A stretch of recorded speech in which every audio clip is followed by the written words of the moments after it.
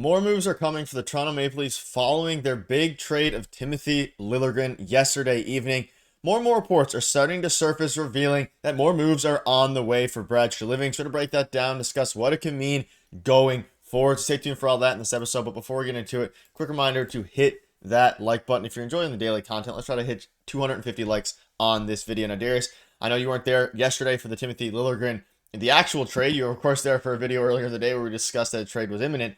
That being said, we'll get your thoughts on the trade, of course, in this video, but it seems that more moves are going to be going down, and obviously, they traded Timothy Liljegren to open up some space, but they still have more moves to make in order to open up the space that is required for both Connor Dewar, Yanni Hakanpää, and of course, whenever Young Crow comes off the LTIR, we're assuming he's going to go on the LTIR soon here. But let's just dive into this. Now, they obviously acquired Matt Benning in the trade, and there's a lot to go over here. Again, if you missed it, the trade was Timothy Liljegren for Matt Benning, a 3rd and a 6th round pick. So an interesting trade, and I'll get your thoughts on it here in a minute, Darius. But more moves are definitely on the horizon, and Dewar and Hakanpää are eligible to return tomorrow. They could go on AHL conditioning stints first. Salary cap is no longer an issue, just the 23-man roster limit. Have to waive 2 players to activate them. Would guess it's Benning and Philip Myers. And there's been a lot of discourse on Twitter and among Leafs fans and Leafs Nation that they don't think that Matt Benning was just a guy they traded for just to be let go. He has only played 5 AHL games over his past handful of seasons. He started with the Edmonton Oilers in 2017, all these different things. I'm not entirely convinced that Matt Benning, they're just going to let him go for nothing. He's been a serviceable NHL player for a while. That being said, he's definitely cooled off the past couple of years, specifically last year with his injury. But there was a time that the Leafs were actively trying to get Benning. I believe it was in 2022. And now they got their guy, someone they've been following for a while. I don't know if I'm convinced they're going to waive him, but it's up in the air. Either way, they're most likely going to waive Philip Myers and probably someone else, which is still up in the air to be seen. Yeah, and in terms of the actual trade, again, I wasn't in the video yesterday, but it's a great trade, right? Like you knew Liljegren had to go. We've been talking about it a lot the last couple of weeks. He was the odd man out. He's finally been traded. You get 2 draft picks in return. The 3rd round pick probably won't be like too high or anything special, but it's good value. And you get Matt Benning, who's another guy like we'll get to in a second. Like you can either flip him or he might even play on the Toronto Maple Leafs. We don't know exactly what's going to happen right now, but it's a good trade. It's a really good trade. And a lot of people are making a lot of, Timothy Liljegren being a 1st round pick a couple of years ago and losing a 1st round pick. He's not cut out for the team the way it's built right now, the way they want to play. They have other players who are chomping at the bit to get into the lineup, like Hakanpää, who can make a difference and are bigger. Brad Treliving likes a bigger back end. So all of those factors led to Timothy Liljegren being on the way out. But, it might be good for his career. But anyway, he's not a Toronto Maple Leaf anymore. That's that. In terms of Matt Benning, I'm not convinced he won't be on the Leafs either. I think there's a real possibility we can see somebody in the forward group be waived possibly. Looking at maybe Holmberg. I think he's really good. Maybe there's a situation where they look at someone. I'm just throwing Holmberg out there, but there could be a situation where they waive maybe Myers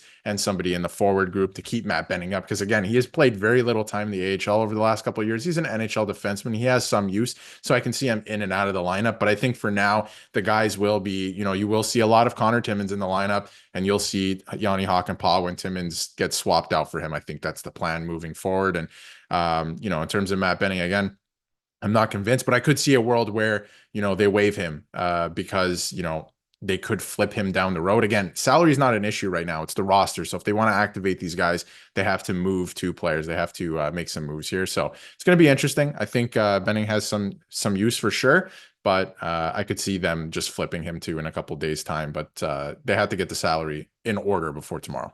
Yeah, and they're going to, again, it's just a roster spot at this point.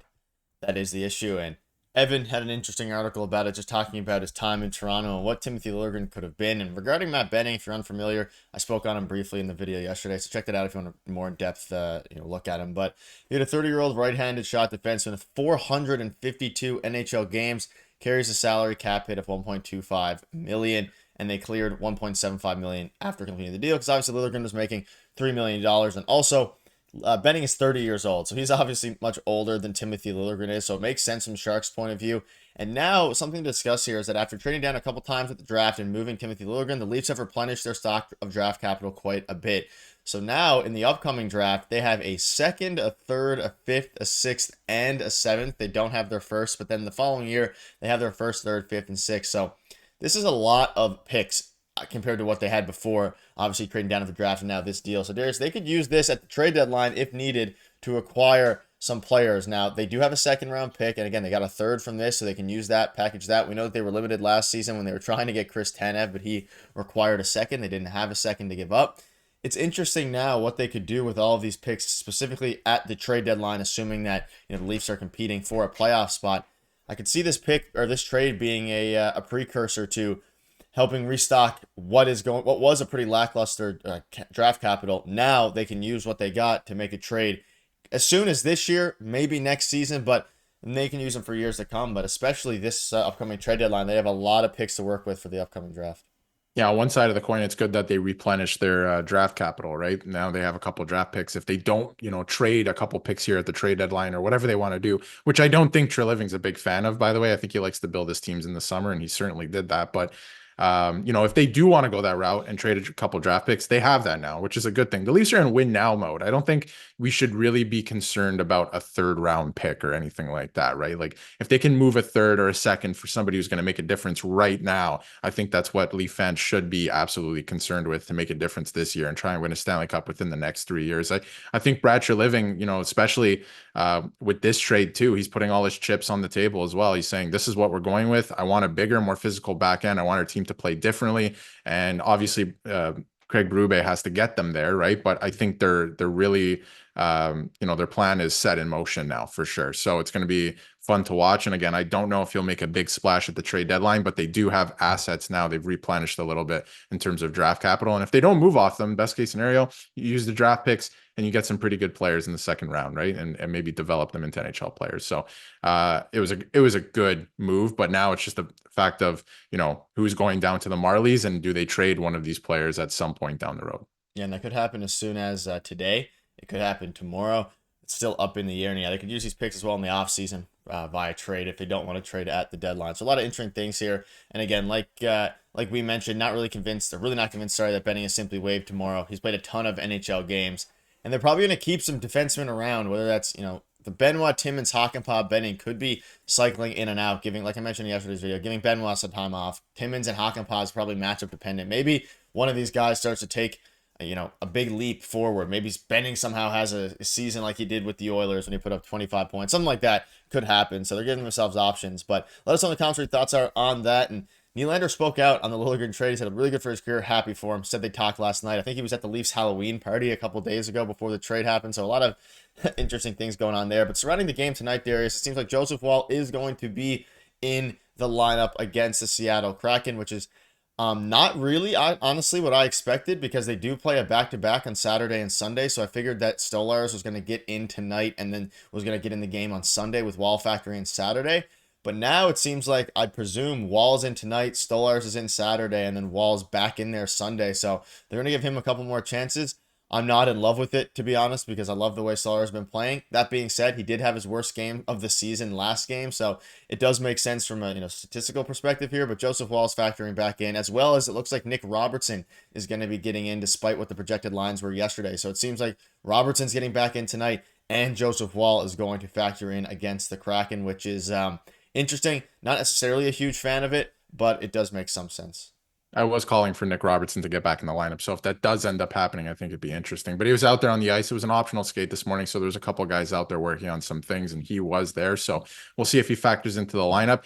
I don't necessarily agree with you in terms of the starts and what a lot of people are thinking is going to happen. I think they're going to give Stolarz a bit of a break here. I think Woll's going to go tonight, which is a bit surprising. I will agree in that way. I thought Stolarz would get tonight. I think Woll's going to go tonight. All signs are pointing to that. And then I think Woll's going to go again on Saturday because they're playing St. Louis in St. Louis. Woll is from St. Louis, and he had that bad game against St. Louis. Try saying that 10 times fast. And then on Sunday, Anthony Stolarz is going to get the start against a pretty good Minnesota Wild team who started the year pretty good. So I think that's probably what they're going to go with. I could be wrong, right? But I think we'll see. We'll see what happens. But I think they're going to give Stolarz a little bit of an extended break here. Yeah, that's probably, I figured that Woll was going to play against St. Louis, but now that he's in here on Thursday, it has my projected plans a little bit interesting. But yeah, giving him a break is not a bad thing. Again, he's a backup goalie. That being said, he was rolling before they gave him his mini break before when Hildeby and then Woll played, and now hasn't been quite as sharp since that break. So it's going to be interesting to see. I would like to see just them letting him roll it out and continue, because I mean at this point he's our 1A goalie, but I know some fans out there want to see what Joseph Woll has. I'm obviously on the Stellar train. But let us know in the comment section down below what your thoughts are on all of this, what your thoughts are on the Liljegren trade, and are you a bit surprised that Joseph Woll is in tonight? Let us know. See you guys later. For a stream tonight, make sure to tune in.